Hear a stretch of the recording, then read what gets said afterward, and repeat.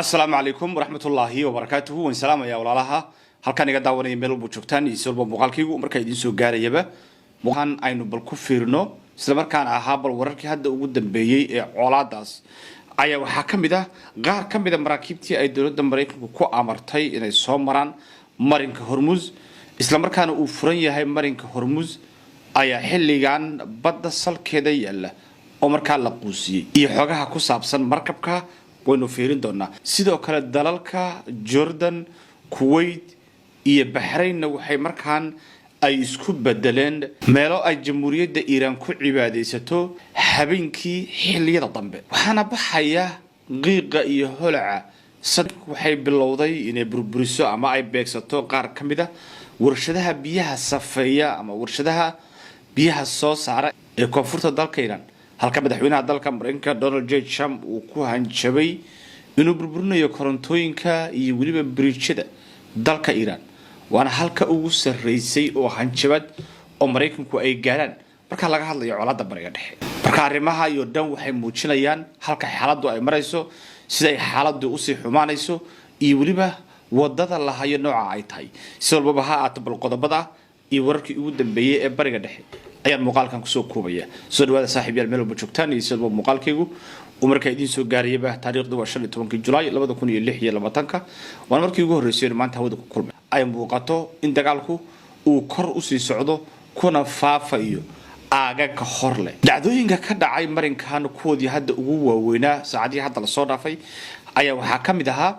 mid kamid ah maraakiibtii ay dawladda Mareykanku ku amartay inay soo maraan marinkan Hormuz isla markaasna laga leeyahay dalka Imaaraadka Carabta ayaa xilligan biyaha salkooda yaala oo markaas loo quusiyay ayaa wali waxa ka imaanaya su'aalo aad u tiro badan garabka Mareykanka iyo xulafada Mareykanku waxay leeyihiin markabka wuu halaabay sida ayuuna u quusa halka dhinacyo kale oo ayagu ka madax banaan colaada oo falanqeeyaal iyo warbaahin lagu kala soo yahay ay sheegayaan in dawladda Iran ay markaas quusisay oo ay gantaal ku dhufatay markabkaasi dawladda Iran ma aysan sheeganin mas'uuliyadda markabkaas laakiin waxa la tuhunsan yahay cidda markabka quusisay inay tahay dawladda Iran waa mid kamid ah maraakiibta shidaalka qaada waa mid kamid ah maraakiibta ay leeyihiin dawladaha xulafada la ah Mareykanka waana markab la xaqiijiyay in dawladda Mareykanku ay ku qancisay in marinka Hormuz uu furan yahay waa marka dhageystay baa la oran karayaa hadaladii ka iimaanayay Donald Trump iyo dawladda Mareykanka oo isku dayay inuu meeshan soo maro laakiin ugu dambeyntii wuxuu ka dhaxlay xaaladda ah yeesan noqon doontaa waa su'aal cid walba garan karto jawaabteeda waxa hoos u dhacay dhaqdhaqaaqii marinka Hormuz waxaana muuqata xilligan in maraakiibtii marinkan maraysay intii hadda xabad joojintu ay socotay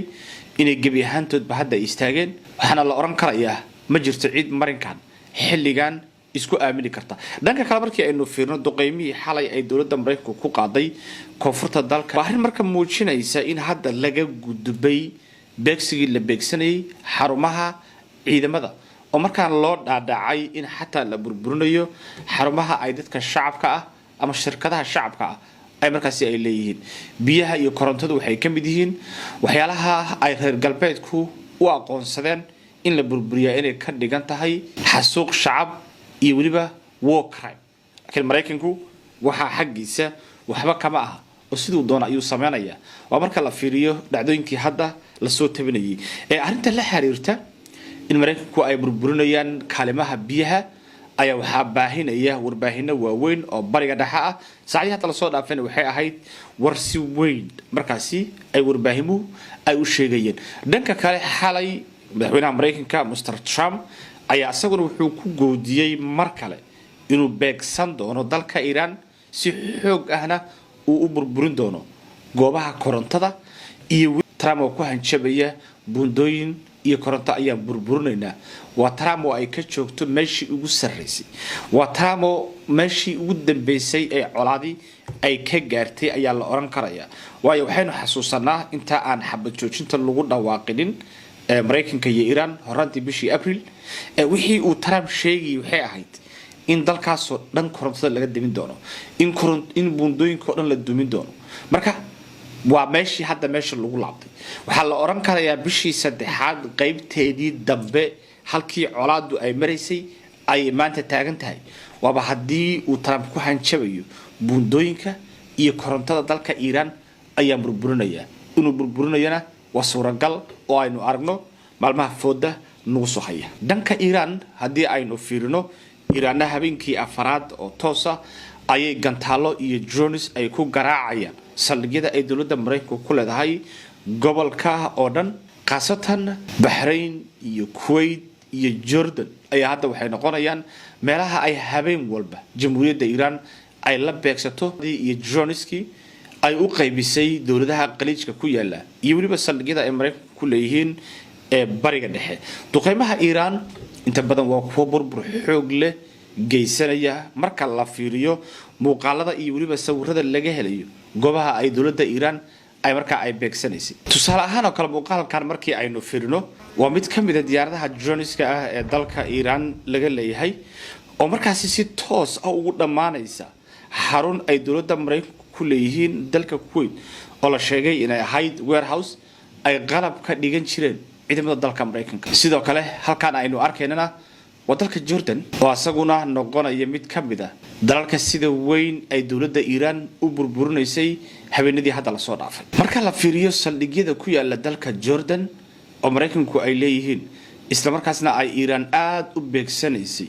waa kuwa loo arko in istiraatiijiyad fog ay dawladda Iran ay ka leedahay waayo dalka Jordan la yiraahdo waa halka Israa'iil laga difaaco haddii marka halka Israa'iil laga difaacay ay yihiin kuwa ay Iran sida xun ay u burburinayso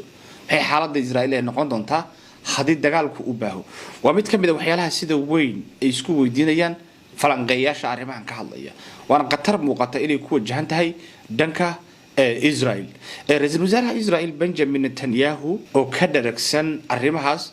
ayaa la sheegay inuu hadda ku wajahan yahay dalka Mareykanka maalmaha fooda nagu soo haya waxaana maalmaha fooda nagu soo haya Mareykanka ku shiri doona Trump iyo waliba Benjamin Netanyahu waxayna ka shirayaan colaadan hadda ka soo cusboonaatay bariga dhexe iyo waliba duqeymahan ba'an ee Iran ay la beegsanayso saldhigyada ay Mareykanka ku leeyihiin bariga dhexe marka waxa la aaminsan yahay Netanyahu iyo Trump ay mar kale halkaasi ka soo abaabuli doonaan colaad kale oo weyn oo markaasi lagu qaado dalka Iran marka xaaladdu sidaas ay waxay u taagan tahay meel kala goysa waxaana la fiirinayaa balcaawa iyo saacadaha hadda fooda nagu soo haya sida weeraradaanu ay noqdaan iyo waliba wajiga ay yeeshaan laakiin markii si dhab ah loo akhriyo xaaladda halka ay taagan tahay waxa la oran karayaa colaadaanu